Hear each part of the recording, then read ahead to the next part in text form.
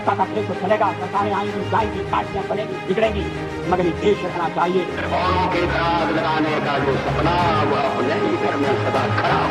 तो नादान पड़ोसी अपनी आंखें खोलो, आजादी अनमोल न इसका मोल लगाओ। अब दुनिया ये देखेगी कि हम राष्ट्र की रक्षा के लिए और अपनी शक्ति का भी प्रदर्शन कर सकते हैं।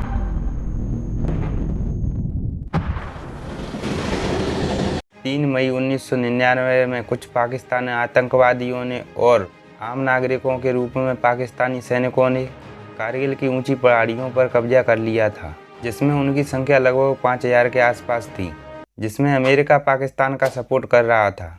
वहीं रूस और इजराइल भारत के साथ खड़े हुए थे। रूस ने भारत की हथियार और सैन्य रूप से सहायता की, तो वहीं इजराइल ने हमारे देश को खुफिया जानकारी और निगरानी रखने वाले ड्रोन और उसके साथ साथ मोर्टार, लेजर गाइडेड बम आदि प्रदान किए थे, जिनके कारण 1999 में भारत को कारगिल का युद्ध जीतने में काफ़ी ज़्यादा मदद मिली थी। पाकिस्तान को हारता हुआ देखकर अमेरिका ने भारत को धमकी दी कि अगर भारत पाकिस्तान पर हमला करना बंद नहीं करेगा तो पाकिस्तान भारत के ऊपर परमाणु बम का इस्तेमाल करेगा। उस समय हमारे देश के प्रधानमंत्री अटल बिहारी वाजपेयी थे।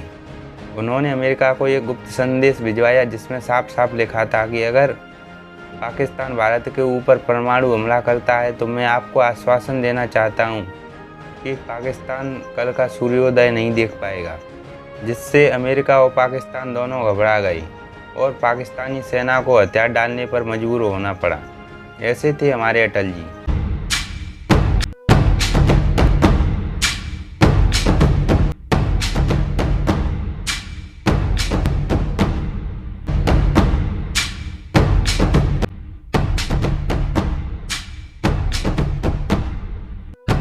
लेकिन अब ये जानना जरूरी है कि अटल जी को हमारे देश का बेस्ट पीएम क्यों माना जाता है। अटल जी भारत के कितने बार प्रधानमंत्री रह चुके हैं और अटल जी के खिलाफ अविश्वास प्रस्ताव क्यों लाया गया था, क्यों विपक्षी दल के नेता भी अटल जी का सम्मान करते हैं। हम अटल जी के जीवन से जुड़ी हुई कई सारी ऐसी बातें जानेंगे जो हमें नहीं बताई जाती हैं या हमसे छुपाई गई हैं। तो चलिए वीडियो को स्टार्ट करते हैं। अटल जी ही एक ऐसे महान नेता थे जो देश हित के लिए जरूरी मुद्दों पर अपनी पार्टी की विचारधारा के विरुद्ध चले जाते थे। उन्होंने अपना कार्यकाल संभालते ही सबसे पहले परमाणु बम का परीक्षण किया था।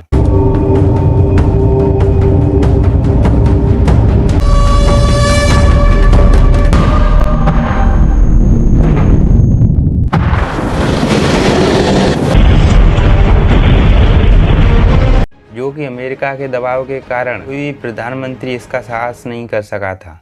जिस समय बाबरी मस्जिद को गिराया गया था उस समय बीजेपी के बड़े बड़े नेता अयोध्या में मौजूद थे, लेकिन अटल बिहारी वाजपेयी उस समय दिल्ली में थे। जब एक पत्रकार ने उनसे पूछा कि अडवाणी जी अयोध्या में हैं और आप दिल्ली में, तो उसका जवाब देते हुए अटल जी ने कहा कि जो राम भक्त थे वो अयोध्या चले गए, लेकिन जो देशभक्त हैं वो दिल्ली आ गए। कारगिल युद्ध के समय भारत और पाकिस्तान दोनों आमने सामने खड़े हुए थे। उसी समय अमेरिकी राष्ट्रपति ने उन्हें अमेरिका आने का न्योता दिया। उन्होंने अमेरिका का ये न्योता भी ठुकरा दिया, यह कहकर कि जब तक पाकिस्तान अपनी सेना को वापस नहीं बुलाएगा तब तक वो अपने देश से बाहर नहीं जाएंगे और पाकिस्तान के साथ किसी भी प्रकार की कोई बात नहीं होगी। अमेरिका को ऐसा जवाब देने वाले वो पहले प्रधानमंत्री थे। हमने कहा जब तक पाकिस्तान के कब्जे में भारत की 1 इंच भूमि है तब तक मैं बात नहीं करूंगा। जिसके बाद पाकिस्तान ने पूरे कारगिल को खाली करवा दिया और अपनी सेना को वापस बुला लिया। जब 2002 को गुजरात दंगा हुआ था उस समय गुजरात के मुख्यमंत्री नरेंद्र मोदी थे, जिन्हें अटल जी ने सबसे पहले राजधर्म निभाने की सलाह दी थी। वो अटल जी ही थे जो लगभग 50 साल तक राजनीति में रहे और उनके ऊपर एक भी भ्रष्टाचार का आरोप नहीं लगा। अटल जी 3 बार भारत के प्रधानमंत्री रहे। 16 मई 1996 में अटल जी पहली बार भारत के प्रधानमंत्री बने, लेकिन बहुमत सिद्ध न कर पाने की वजह से उन्होंने अपने पद से इस्तीफा दे दिया। दूसरी बार 1998 में वो प्रधानमंत्री बने भारत के, और यह सरकार मात्र 13 महीनों तक ही चली। इसके लिए कांग्रेस ने सदन में अटल जी की सरकार के विरुद्ध अविश्वास प्रस्ताव पेश किया और मात्र एक वोट की वजह से अटल जी की सरकार गिर गई। इसके बाद 19 मार्च 1999 में वो भारत के तीसरे बार प्रधानमंत्री बने और 22 मार्च 2004 तक उन्होंने अपना प्रधानमंत्री का 5 वर्ष का कार्यकाल पूरा किया। वो पहले गैर कांग्रेसी प्रधानमंत्री थे जिन्होंने बिना किसी समस्या के अपने 5 वर्ष का प्रधानमंत्री का कार्यकाल पूरा किया। अटल जी की सरकार को रेनबो सरकार भी कहा जाता था क्योंकि उन्होंने 24 दलों के गठबंधन से एक सरकार बनाई थी। लेकिन अटल जी के खिलाफ अविश्वास प्रस्ताव क्यों लाया गया? कांग्रेस हमेशा से ही सत्ता को हथियाने के चक्कर में लगी रहती है। इसके लिए उसे साम दाम दंड भेद जो भी नीति अपनानी पड़े वो अपनाती है, और यही किया था 1999 में। उस समय कांग्रेस ने बड़ी ही चालाकी से गिरधर गमान का प्रयोग किया था। ये वही गिरधर गमान थे जिन्होंने 1999 में अटल जी की सरकार गिराने में एक महत्वपूर्ण रोल निभाया था, और अंत में कांग्रेस की नीतियों से हताश होकर 2015 में बीजेपी में शामिल हो गए।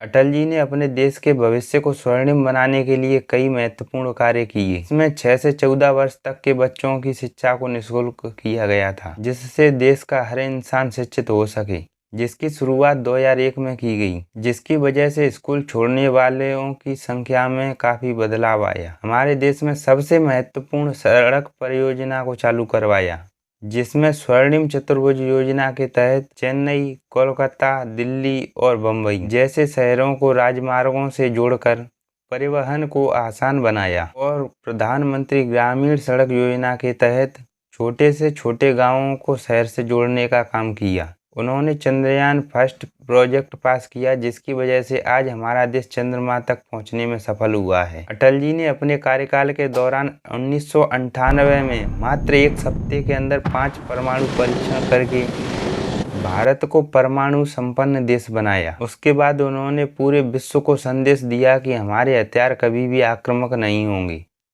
अटल जी ने वैश्विक संबंधों को भी काफ़ी मजबूत किया था। उन्होंने निजीकरण को काफ़ी ज़्यादा बढ़ावा दिया, जिसके लिए उनकी प्रशंसा भी की गई थी। जब अटल जी देश के प्रधानमंत्री थे तब देश तरक्की की एक नई ऊंचाइयों को छू रहा था। उस समय देश की जीडीपी दर 8% के लगभग थी, और महंगाई दर काफ़ी कम थी, और देश के अंदर विदेशी मुद्रा का भंडार काफ़ी अच्छा था। ऐसा नहीं है कि अटल जी के ज़माने में कोई प्राकृतिक आपदा नहीं आई हो। उस समय 2001 में भयंकर भूकंप आया। 1999 और 2000 में 2 बार चक्रवात का भी सामना करना पड़ा। 2002-2003 में सूखा, 2003 में तेल संकट और 1999 में कारगिल युद्ध। इन सब के बाद भी अटल जी के समय हमारे देश की जीडीपी दर 8% थी। वो एक शांत स्वभाव के सीधे और व्यवहार कुशल इंसान थे। वो हमेशा देश हित के साथ में ही रहते थे, जिसके लिए वो कभी कभी अपने विपक्षी दलों का भी सम्मान करते थे। अटल जी ही एक ऐसे इंसान थे जिनका सम्मान देश के लोगों के साथ साथ विपक्षी दलों के नेता भी करते थे। ऐसे थे अटल जी। 16 अगस्त 2018 को यह वह तारीख थी जिस दिन अटल जी ने इस दुनिया से विदा ली, और पूरे देश उसके साथ साथ विश्व के कई सारे देशों को शोक में डाल दिया। उस दिन हमारे देश ने एक आम इंसान को नहीं, उसके साथ साथ में एक हीरे को खोया था।